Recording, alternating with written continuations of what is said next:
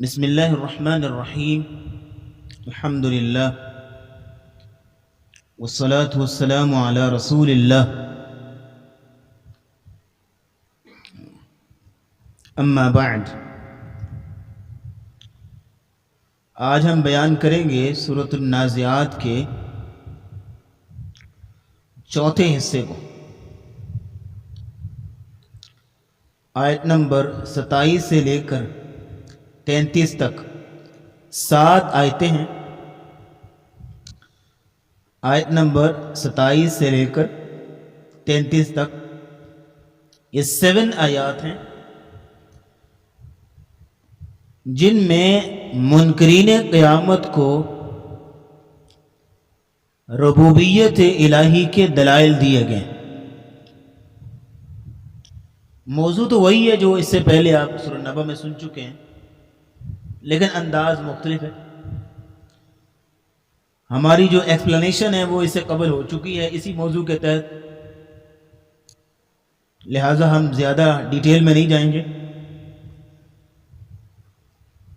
آیت نمبر 27 سے لے کے 33 تک تلاوت ملاحظہ کیجیے۔ أَأَنتُمْ أَشَدُّ خَلْقًا أَمِ السَّمَاءُ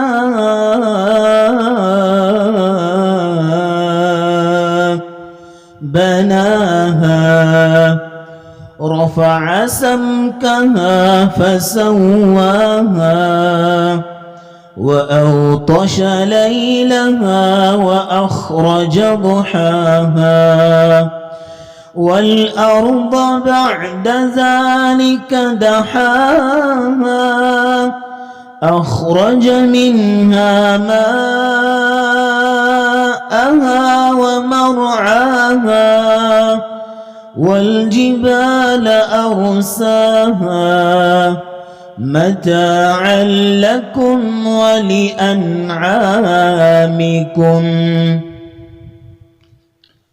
أأنتم أشد خلقا أم السماء، کیا تم زیادہ سخت ہو خلقا پیدا کرنے کے اعتبار سے؟ اے انسانوں، اے لوگوں،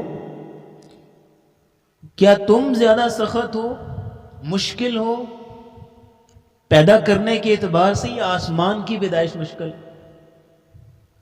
دیکھیں، اللہ کے لیے کوئی مشکل نہیں ہے، صرف ایک افہام و تفہیم کے لیے موازنہ کیا جا رہا ہے۔ اللہ کے لیے کوئی مشکل نہیں، لیکن کہا جا رہا ہے کہ ایک انسان جو ہے وہ جس کی تخلیق کے مراحل بڑے آسان ہیں، کیا اس کی تخلیق مشکل ہے یا آسمان کی؟ کہ بلندوں والا آسمان کہکشاؤں اور ستاروں کے ساتھ، اور پھر دیکھیے کہ اتنی ہزار صدیوں گزر چکی ہیں اس اللہ کی تخلیق کو، آج تک کوئی اس کے اندر شکن، کوئی سلوٹ، کوئی جھول پیدا نہیں ہو سکا۔ اور پھر یہ دیکھیے کہ اس میں آسمان کو صرف پیدا کیا ہے چھت کے طور پہ، پھر اس میں وہ تمام چیزیں بھی پیدا کی جو زندگی کو قائم رکھتی ہیں۔ سورج، روشنی کی ضرورت ہے، چاند، ہوائیں، بارش، دیگر جو ہے وہ چیزیں ساری آسمان سے اللہ رب العزت نازل کرتے ہیں۔ تو فرمایا جا رہا ہے کہ کیا تم زیادہ مشکل ہو تخلیق کے اعتبار سے یا آسمانوں کی؟ بناہا، اس رب نے ان آسمانوں کو بنایا۔ جب اس رب نے اتنے بلندوں والا آسمانوں کو بغیر ستون کے بنا دیا تو تم تو شے کوئی نہیں، تمہاری تخلیق کون سا مسئلہ ہے؟ رفع سمکہا فسواہا، رفع بلند کیا، سمکہا اس کی چھت کو، آسمان کی سمک کہتے ہیں چھت کو، آسمان کی چھت کو بلند کیا، فسواہا پھر اس کو متوازن کیا، سموتھ، یعنی اتنی بڑی چھت ہے، آپ ایک چھوٹا سا ٹینٹ لگائیں نا تو آپ کو دسیوں آپ ستون لگانے پڑیں گے کہ بعض ایسی جگہوں پہ جو ہے وہ جھول پیدا ہو جائے گا، اس کو اوپر کرنے کے لیے آپ کو جو ہے وہ ستون لگانے پڑتے ہیں، بانس وغیرہ، تو اللہ رب العزت نے بغیر ستونوں کی اتنا بڑا آسمان بنا دیا، جھول کہیں نہیں ہے. تو فسواہا کے الفاظ کیا ہیں؟ سموتھ کیا، متوازن کیا. وَأَغْطَشَ لَيْلَهَا وَأَخْرَجَ ضُحَاهَا وَأَغْطَشَ، اور اس نے ڈھانپ دیا، لَيْلَهَا اس کی رات کو، آسمان کی رات کو ڈھانپ دیا، وَأَخْرَجَ ضُحَاهَا اور اس کے دن کو نکال دیا. اب دیکھیں گے دن اور رات کو منسوب کیا جا رہا ہے آسمان کی طرف، کیونکہ آسمان سے سورج نکلتا ہے تو دن آتا ہے، آسمانوں میں سورج غروب ہو جاتا ہے تو دن جو ہے رات چھا جاتی ہے. تو پھر یہ دیکھیے کہ اللہ تعالیٰ نے یہ دن اور رات کا جو ایک سسٹم ہمارے لیے بنایا ہے، کس قدر فرق ہے اور تضاد ہے دن اور رات کے اندر، کہ دن جو ہے وہ انتہائی روشن لائٹ، اور رات کیا ہے؟ انتہائی اندھیرے میں اور تاریک میں. یہ اللہ کی مخلوق اور اللہ کی تخلیق ہے.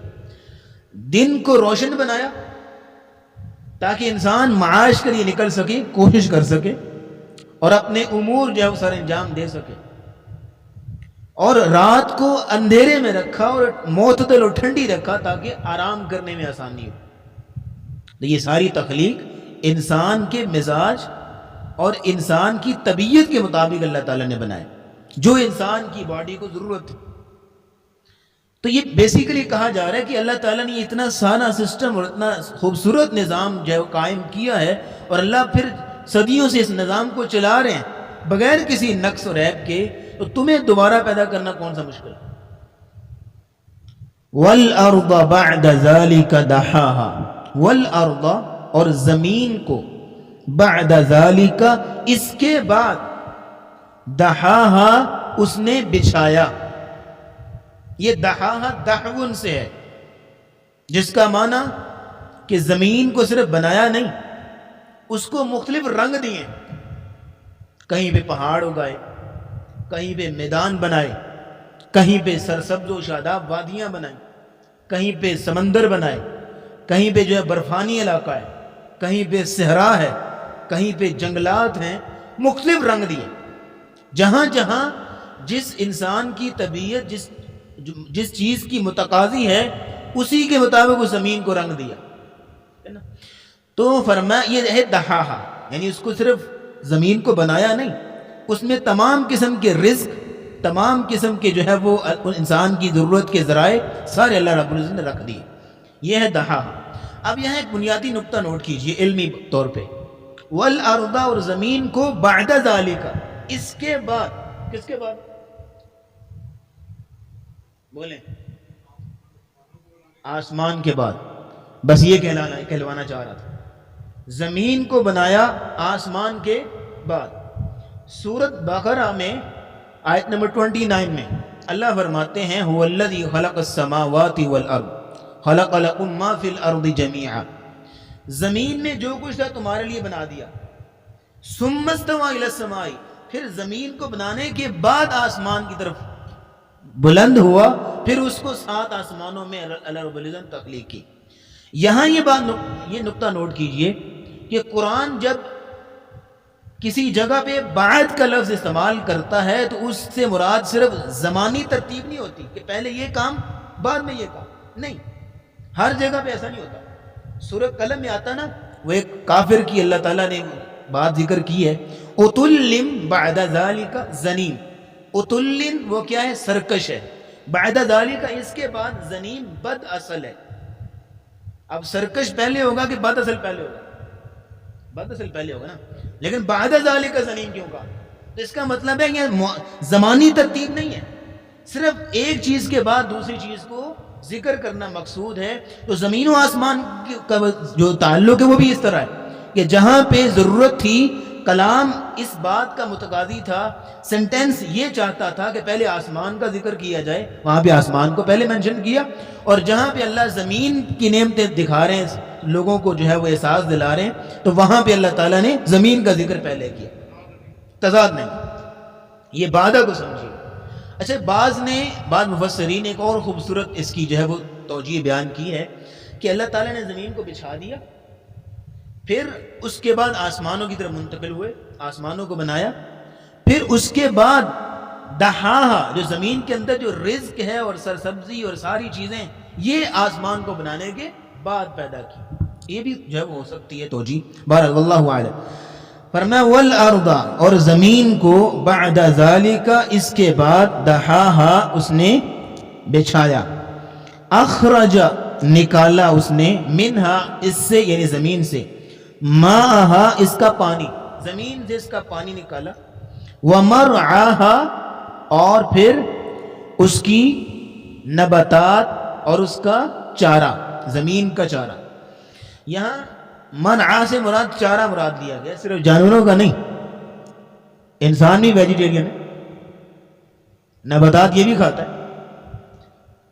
اور پھر یہ دیکھیے کہ یہ جو رعا کا لفظ ہے نا، یہ بیسیکلی جانوروں کے لیے استعمال ہوتا ہے، چرنے کا، لیکن انسانوں کے لیے بھی ہو جاتا ہے۔ جیسے سورہ یوسف میں آتا ہے نا، بیٹوں نے کہا ابا جی ارسلہ معنا غدا یرتع ویلعب، کھیلے کودے اور چرے چوگے، جنگل میں جا کے پھل فروٹ کھائے، یہاں گھر میں پڑا رہتا ہے، یوسف کو ہمارے ساتھ بھیجیے۔ تو وہاں پہ انسان کے لیے چرنے کا لفظ استعمال ہوا ہے، تو مرعاہا انسانوں کے لیے بھی اور جانوروں کے لیے، دونوں کے لیے۔ تو زمین سے پانی نکالا، یہ سائیکل چلتا ہے نا، زمین سے سمندروں سے پانی اوپر جاتا ہے، بادل پیتے ہیں اور پھر بادلوں سے برستا ہے، یہ پورا ایک سائیکل ہے سائنٹیفک لاز کی روشنی میں۔ بالکل بالکل، اخرج منہا ماءہا، اس سے نکالا اس کا پانی، ومرعاہا، اور اس کا چارہ بھی۔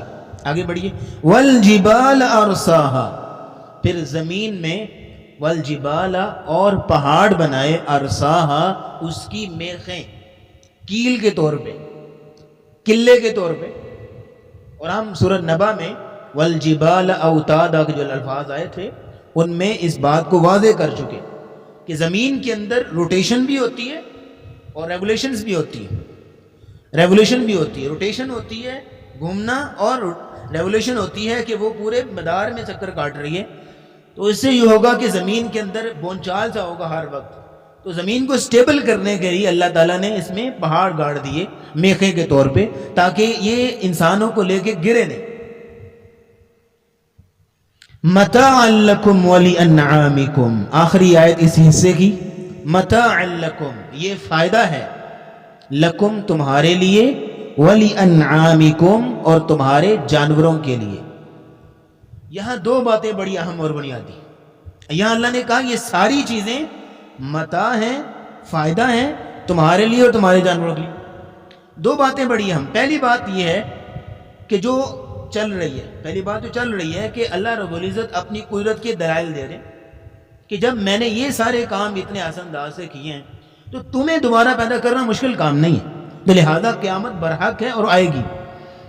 ایک بات تو یہ، دوسری بات یہاں یہ سمجھ میں آ رہی ہے کہ اللہ رب العزت نے جو بھی چیز پیدا کی ہے اس کا کوئی نہ کوئی مقصد ہے، کوئی نہ کوئی حکمت ہے، کوئی چیز جو ہے وہ بے مقصد نہیں، کوئی بھی چیز جو ہے وہ لغو اور بیکار نہیں۔ افحسبتم انما خلقناکم عبثا وانکم الینا لا ترجعون، اللہ رب العزت نے کوئی چیز بیکار یا بے مقصد پیدا نہیں کی، ہر چیز کا ایک مقصد ہے۔ آپ یہی ٹاپک سورہ نبا سے نکالی جو ہم لاسٹ لیکچرز میں بیان کر چکے ہیں، وہاں پہ جو بھی چیز اللہ نے مینشن کی، دن بنایا، رات بنائی، سورج بنایا، چاند بنایا، اللہ پہاڑ بنائے، زمین آسمان، ہر چیز کا ساتھ میں مقصد بیان کیا کہ یہ بنایا تو کیوں بنایا، پہاڑ بنائے تو کیوں بنائے، جیسے یہاں کہا والجبال ارسا، پہاڑ بنائے تو میخیں کے طور پہ، تو ہر چیز ایک مقصد اللہ تعالیٰ نے مینشن کیا۔ تو یہ تھا ہمارا سورۃ نازعات کا چوتھا حصہ، جس میں اللہ تعالیٰ نے اپنی ربوبیت کے دلائل دیے۔